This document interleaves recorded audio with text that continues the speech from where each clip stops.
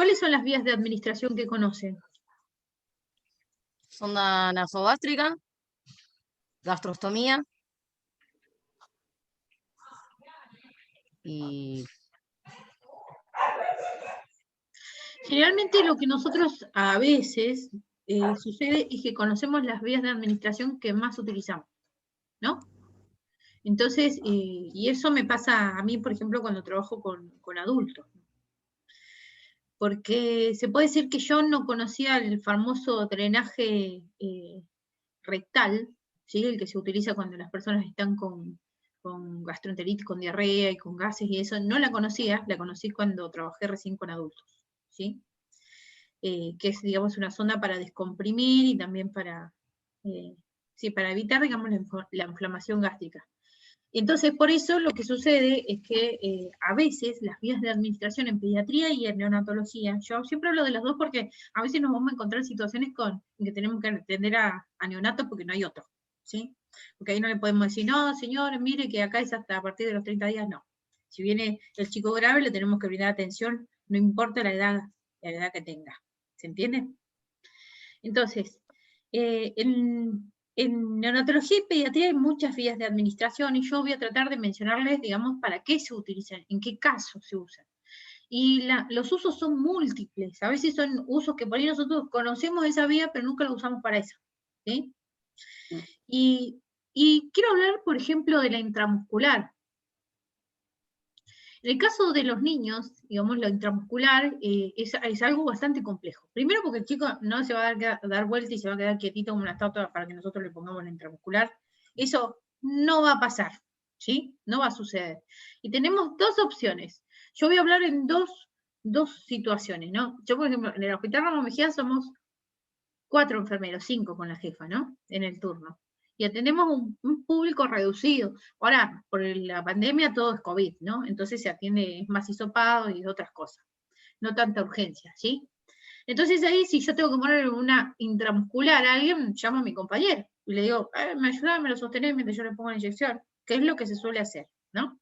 Es muy importante la funcionalidad del equipo interdisciplinario, ¿sí? Y llevarse bien con los compañeros. A veces pasa que no nos caemos todos simpáticos, pero yo siempre uso un mecanismo que me ha ayudado a sobrevivir todos estos años, ¿sí? Es que a mi compañero, por más que no me caiga muy bien, siempre le digo, vos que sos un capo, ¿me ayudás con esto? Una cosa así. Y después le súper agradezco, ¿sí? Porque la realidad es que es muy difícil trabajar solo. O si no, también tratar de llevarse bien con los médicos de guardia para que nos colaboren. Por ejemplo, para sostener a un chico cuando hay que colocarle la intramuscular, ¿sí?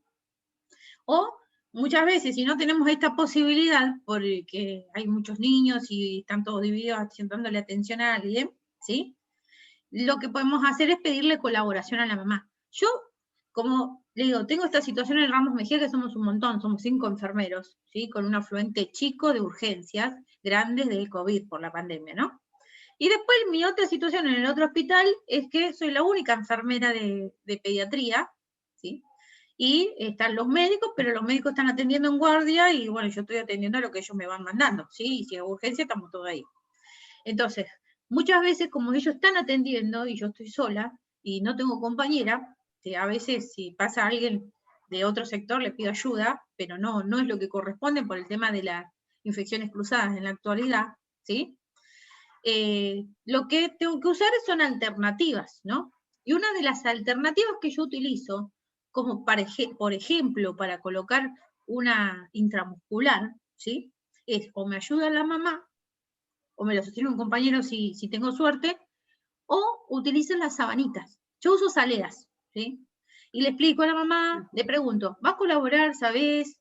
Si va, y me dice, cuando me dice que no, igual ya uno se da cuenta, pero uno tiene que dialogar con los padres, ¿no?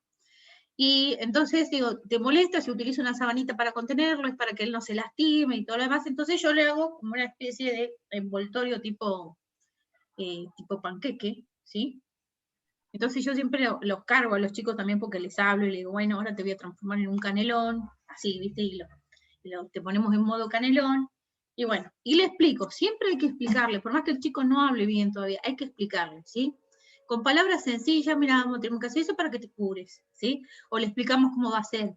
Yo, por ejemplo, cuando le tengo que sacar sangre a un chiquito, agarro la butterfly, la mariposita, y le doy el paquetito, ¿no? Y le digo, con este mosquito, esta mariposita, te voy a sacar un poquito de sangre, o te voy a poner una medicación para que vos te cures, y cosas así. Y le digo, la verdad es que igual no van a colaborar, pero no es lo mismo explicarle a un chico que sabe qué esperar, ¿sí? Por más que no lo quiera y que lo rechace, ¿sí? Que hacerlo de forma, ¿cómo se dice?, traumática e invasiva, ¿sí? Porque eso también, después lo que sucede es que el chico nunca va a colaborar con la atención médica, porque eso también es parte de nuestro trabajo, ¿no? Tratar de darle seguridad al chico, hablarle suave, consolarlo si llora, decirle que si quiere puede llorar. Yo siempre, hay algo que hago con los niños, es decirle que si quieren llorar, que lloren, que está bien expresar los sentimientos, que está bien decir lo que uno siente, porque vienen los papás y siempre dicen, ay, no, vos sos macho, aguantátela, ¿sí? O vos sos macho, mira cómo se la aguanta, ¿sí? Y especialmente los varoncitos no les permiten expresar sus sentimientos, y eso es malo, ¿no? Es malo para su evolución como adulto y para él, ¿no? Porque algo que puede ser menos traumático termina siendo súper traumático, ¿sí? Y lo mismo pasa con las niñas, ¿no? O que las retan porque llora, ¡ay, qué maricona que sos! Y siempre nosotros tenemos que ser partidarios de decirle que está bien si quiere llorar, que está bien si quiere gritar, ¿sí? Pero que no grite. Yo siempre digo, no grite tan fuerte porque si no yo me asusto. Digo, pero si querés gritar y querés llorar, hacelo. Lo que sí te voy a pedir es que no patees, que no pegues, que no te muevas, pues yo te puedo lastimar. Y le explico. ¿Se entiende lo que quiero decir? Siempre con un vocabulario sencillo y empatía. Bueno, en este lugar a donde yo tengo que muchas veces poner Reliberán, en el caso de los niños que tienen vómitos, ¿sí? O por ahí tengo que poner un antihistamínico, ¿sí? Porque tuvo una reacción alérgica y la inyección es intramuscular. Si es menor de 3 años, las zonas a donde yo voy a colocar la intramuscular no va a ser en el cuadrante superior externo, ¿eh? Si es menor de 3 años, no es en la cola, ¿sí? No es la piernita. Le dicen vulgarmente cola, pero tampoco es cola, ¿no? Pero es el cuadrante superior externo. Esa no va a ser la zona de inyección si es menor de 3 años, ¿sí? La zona de inyección puede ser músculo deltoides, ¿sí? En los menores de 3 años, o también puede ser en el muslito, ¿vieron en la pierna, en el músculo de la pierna? La pierna. Ahí, en esa zona. Y siempre tenemos que seleccionar bien la aguja, no vamos a usar una aguja telas verde, digamos, es la número 23 porque es muy ancha, ¿sí? Tiene que ser un número 22 o 25.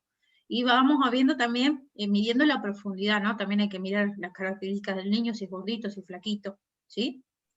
Entonces, la zona más fácil de inyectar en el caso de un chiquito menor de 3 años, siempre es en la pierna. Para mí es mucho más fácil.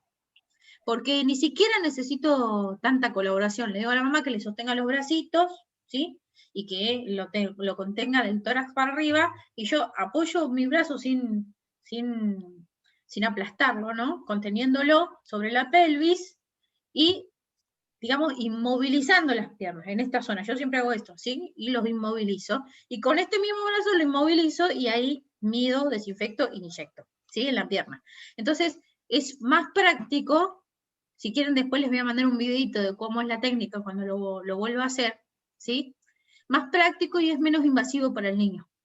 Porque el riesgo de colocarle una intramuscular a un bebé menor de 3 años en el cuadrante superior externo es el de tocar los nervios, ¿sí? Y las lesiones, porque los chicos ahí tienen como cierta facilidad para hacer esto y te mueven así y ¡pum! Lo lastimaste, ¿sí? Se te puede romper la aguja, lo podés cortar con la aguja, puede haber un montón de lesiones. Pero con esta técnica que yo les menciono, que es boca arriba, ¿sí? Inmovilizando la pelvis y las piernas y pidiéndole colaboración a la mamá, ¿sí? En el músculo de la pierna es mucho más sencillo y menos invasivo, ¿sí? También se puede utilizar esto que yo digo, que los hago como una fajita, pero eso generalmente lo hago con los niños más pequeños, ¿sí? Con los menores de 4 años, ¿sí? Que veo que son súper inquietos y que no se van a dejar, ¿sí? Y que la mamá no me puede ayudar mucho tampoco, y que por más que esté mi compañero, igual necesito inmovilizarlo, porque esta es una característica de pediatría. Las compañeras que están trabajando ahí en pediatría me van a dar la razón, y generalmente es raro un chico que colabore. muy raro. O está muy mal, o es un chico muy bueno, que yo siempre cuando viene uno de esos le digo, ay, quiero 100.000 pacientes como vos.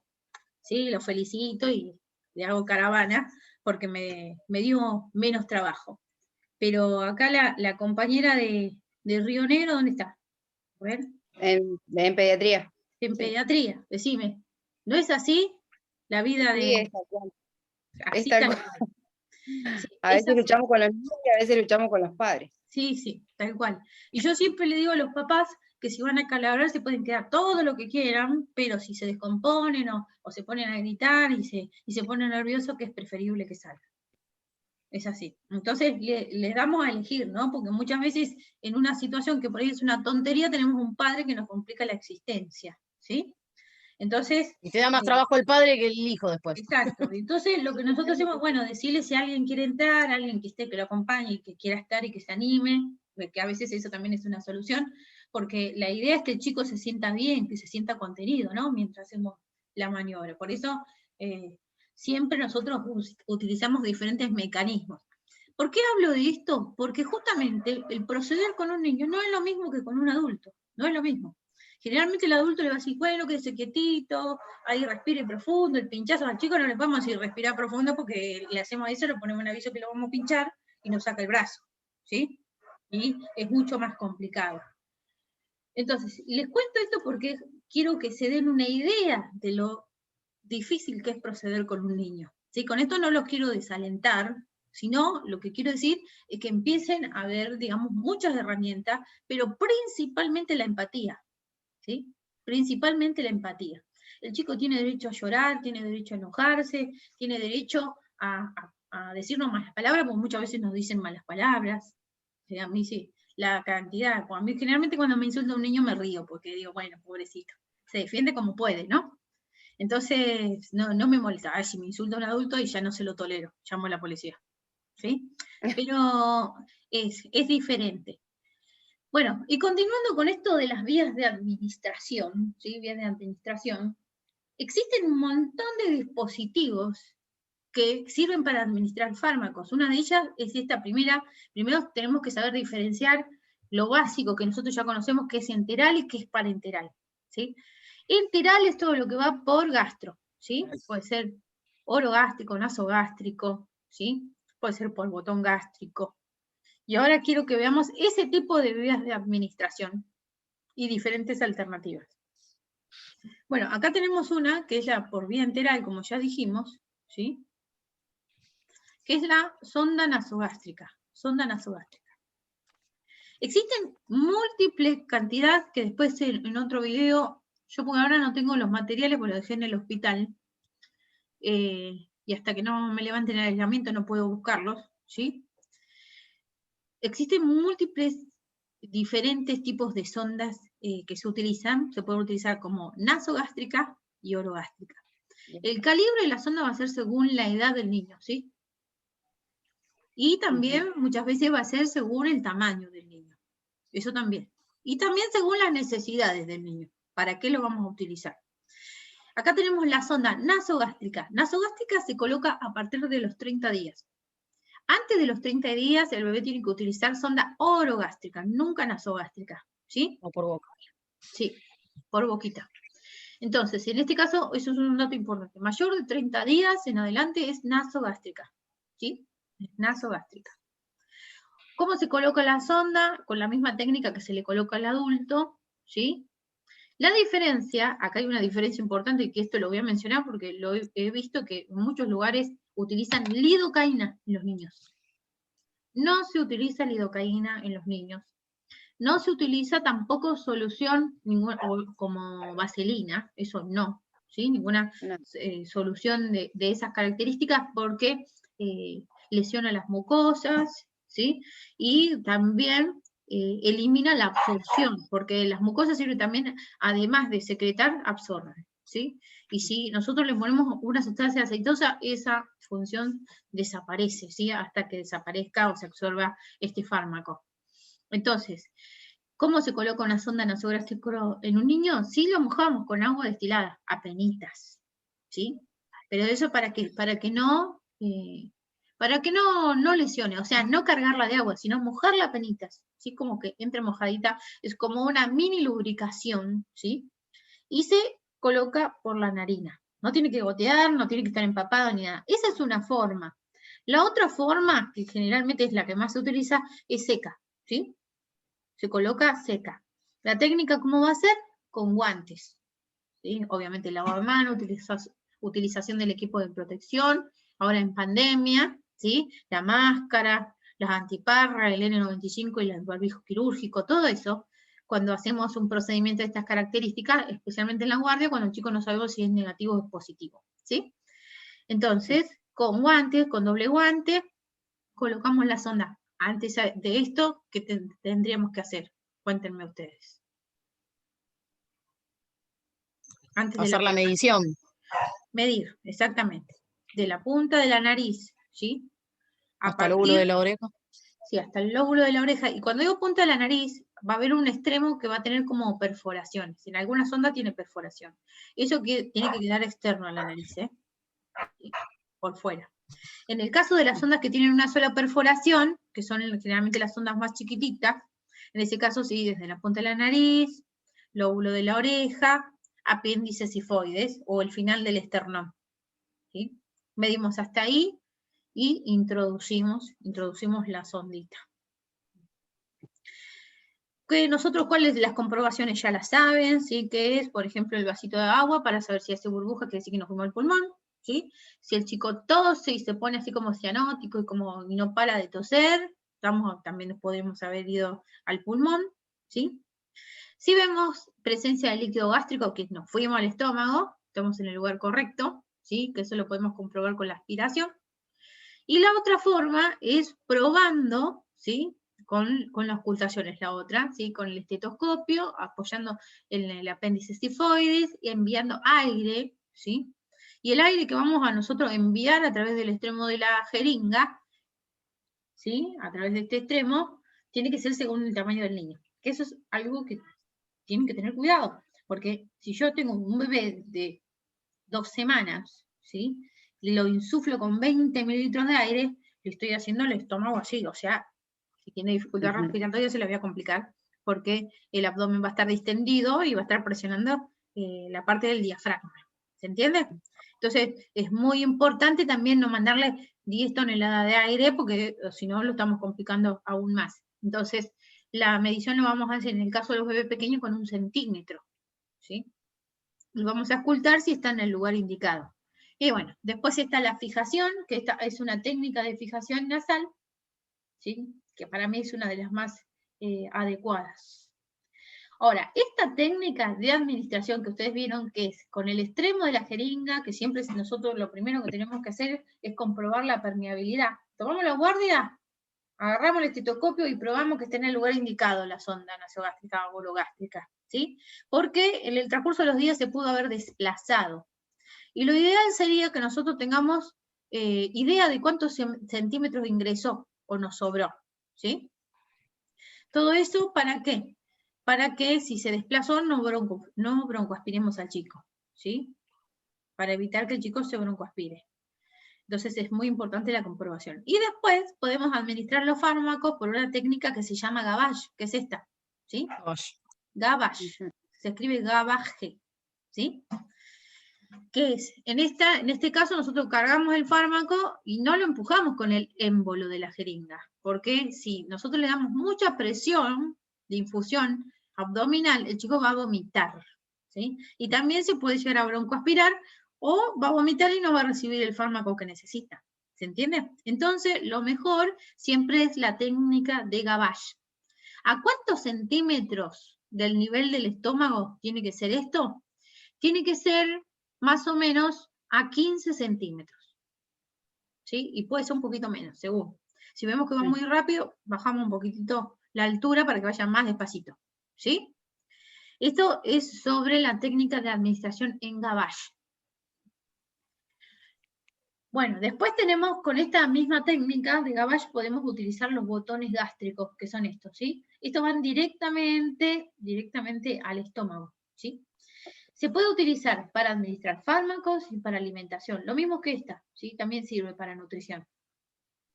pero en este caso y también se puede conectar a una bomba de infusión continua, ¿sí? Pero siempre hay que controlar todo esto que yo les digo, porque si se desplaza el chico se puede broncoaspirar, ¿no? La verdad que la infusión continua por sonda nasogástrica no es muy recomendable en los niños, ¿sí? Es mejor por gavage, justamente porque nosotros estamos en ese momento y estamos viendo cómo ingresa. Pero si lo hacemos por infusión continua, puede pasar que los chicos se muevan, se desplacen y después termine con una broncoaspiración, ¿sí? Entonces, mejor siempre el gavage. En el caso de esta, que es la nutrición directamente por botón gástrico, se puede utilizar la técnica gavage, sirve para fármacos, ¿sí? También especialmente para la nutrición. En este caso sí se puede utilizar con bomba de infusión continua, pero no continua, tiene que haber descansos, periodos de descanso. Porque un error muy grave en la internación domiciliaria es que hay infusión continua. Y cuando hay infusión continua, el metabolismo nunca descansa, ¿sí? Y además produce diarrea, ¿sí? Porque acelera la motricidad.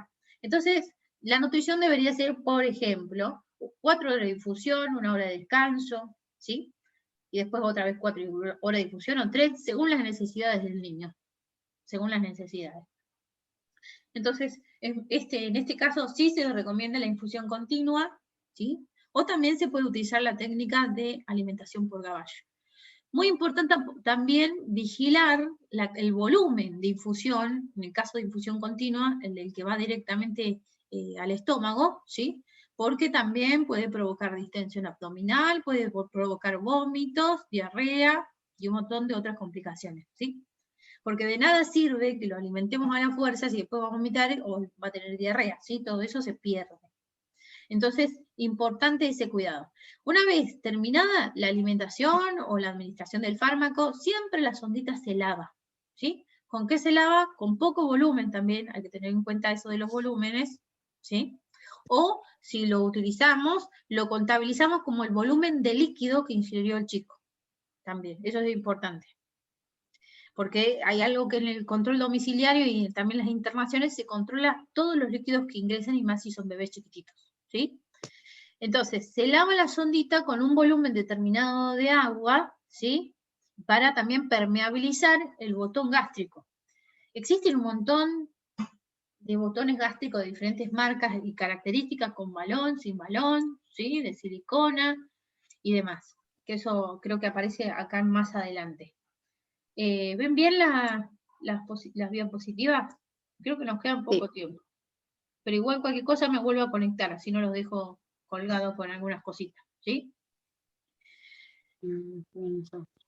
¿Estoy grabando? Sí, estoy grabando. Bien. Bueno, acá están los diferentes tipos de administración enteral, ¿no? La oral, la gástrica y la postpilórica, que es la que mencionaste vos, Maru, ¿sí? Pero con el nombre científico que es postpilórica, ¿sí? ¿Por dónde ingresa la sonda? Ustedes pueden observar, en el caso de la sonda nasal, ingresa por la narina, ¿sí? Se conduce por el esófago hasta el estómago, ¿sí? A esta altura, la altura del yeyuno. Hasta acá llega la sondita, ¿sí?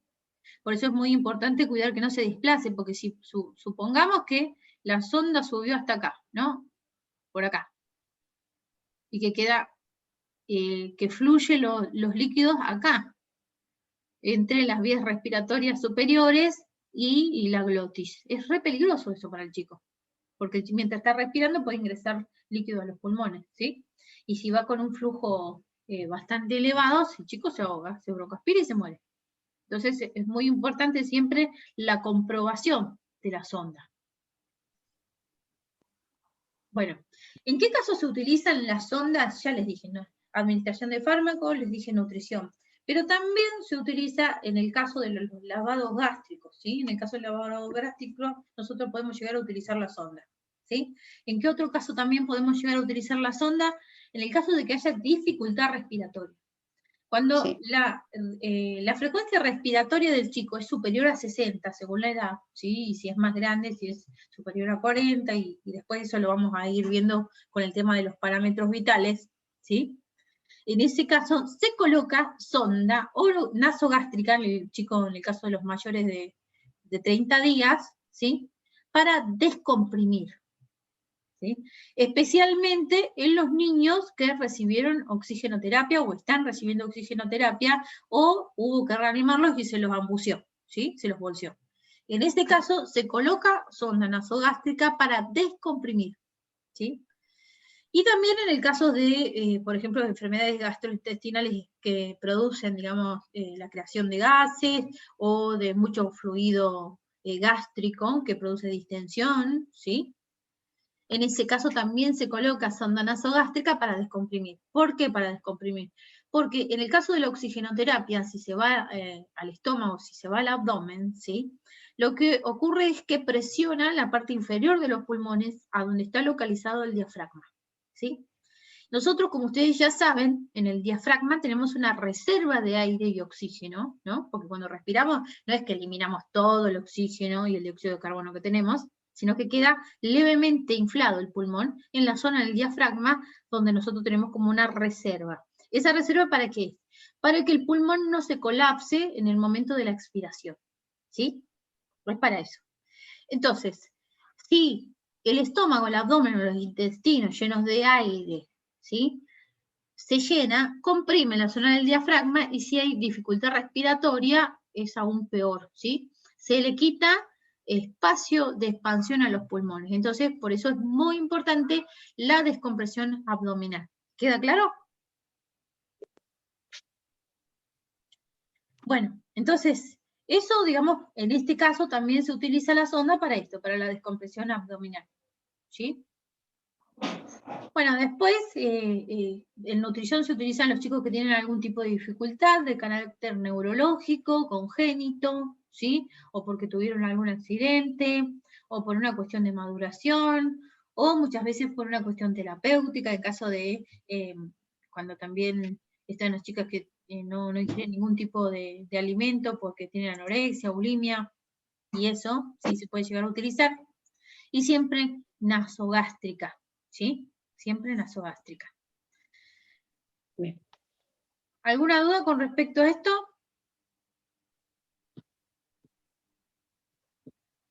La descompresión abdominal no solamente se trata de sacar aire, sino también líquido, ¿sí?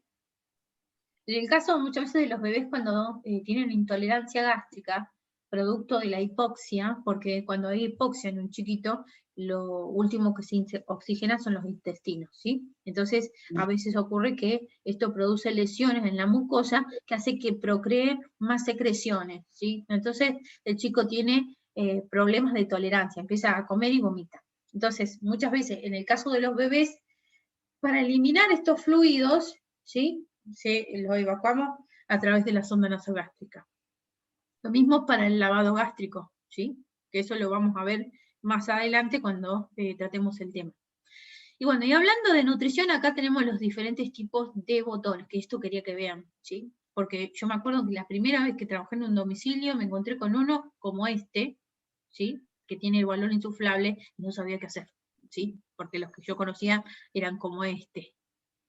Entonces, vieron que son diferentes tipos de botones gástricos, tienen diferentes marcas y nombres, ¿sí? Son son elementos que pueden utilizarse durante meses o años inclusive, ¿sí?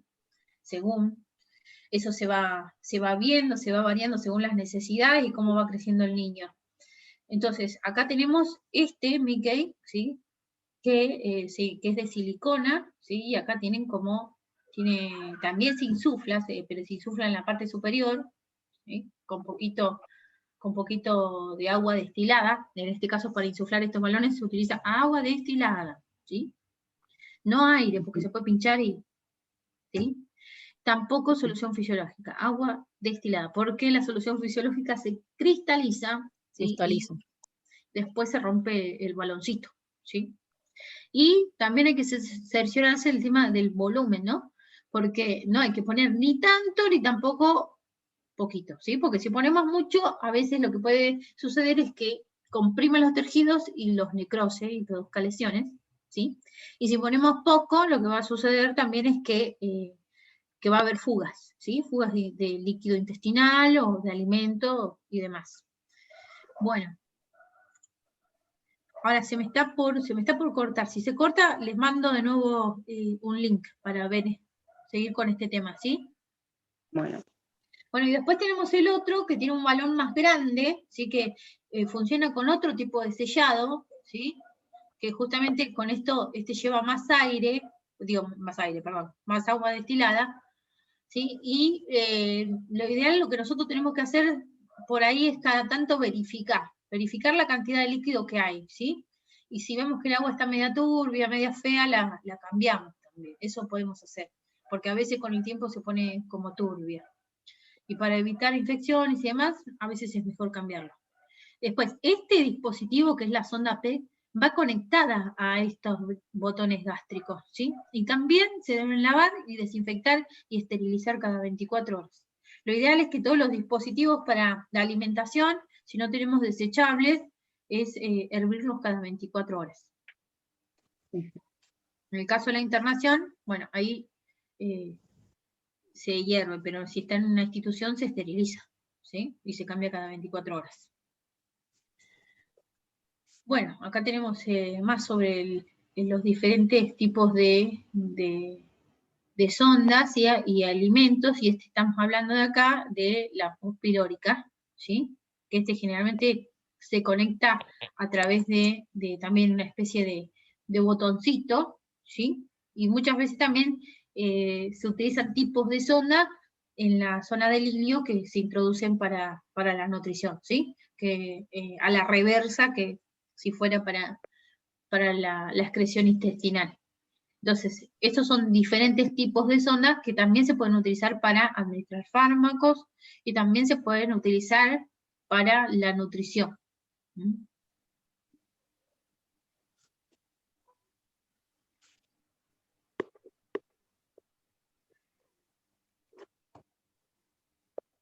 Bueno, esto es más sobre las sondas. Igual ahora se está por contar. Esto después cuando veamos administración de fármacos me voy a ir más en detalle, ¿sí?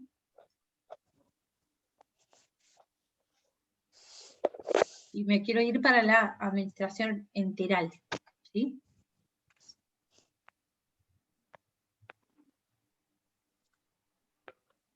Acá muy importante también esto para empezar, que es más para neonatología, pero para que lo tengan en cuenta, ¿sí? Sobre la administración endovenosa. Existen dos tipos diferentes de administración endovenosas. Una es la periférica y otras son las centrales, ¿sí? Se utilizan dispositivos diferentes para la administración, ¿sí? Por esta vía, la vía parenteral. Quiero hacer mención especial a esto porque hay algo que muchas veces nosotros no tenemos en cuenta a la hora de administrar fármacos, y especialmente en las terapias, ¿sí? Hay fármacos que se pueden administrar por vía periférica, y hay fármacos que no se pueden administrar por vía periférica, y si nosotros lo hacemos, podemos ocasionar un daño gigante, ¿sí? Enorme. Uno de los fármacos que no se puede administrar en vías periféricas es, por ejemplo, el calcio, el gluconato de calcio, ¿sí? Tampoco, también hay que observar la osmolaridad de algunos fluidos antes de administrarlos por vía periférica, ¿sí? Tarea para la próxima, buscar definición de osmolaridad, ¿sí? La osmolaridad también lo que nos da es un indicio cuando es superior a 8000, es que puede llegar a ser nocivo para los tejidos vasculares. Entonces, en ese caso, no se utiliza por vía endovenosa periférica, y sí se tiene que utilizar por vía de administración central, ¿sí?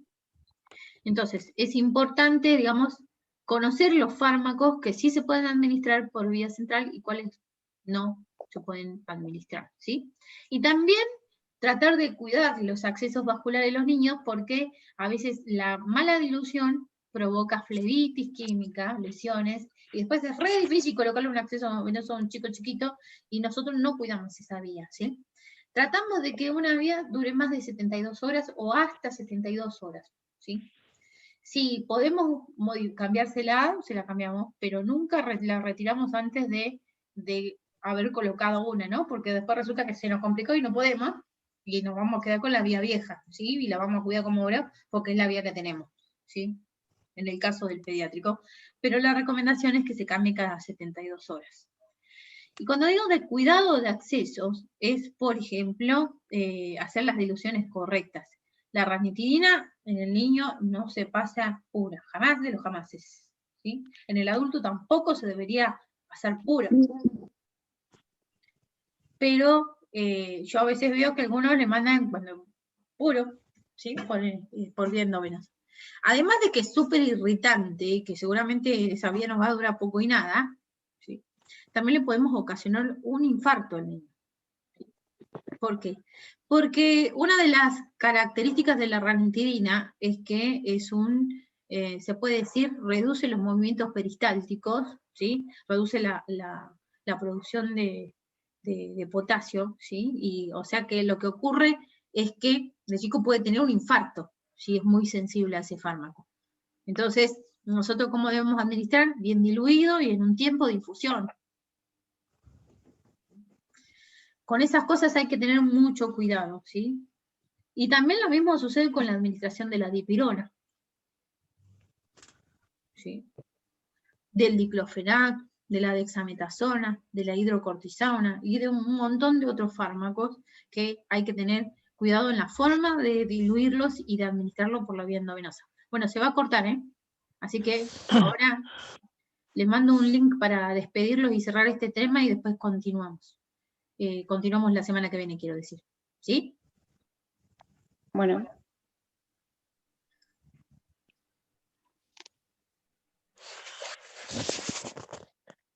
¿Ya no nos conectamos más, entonces? Sí, ahora o si no les hago un audio si quieren. Les hago un audio y para cerrar la idea. ¿Sí? Bueno, Así para terminar. ya los libero. Sí.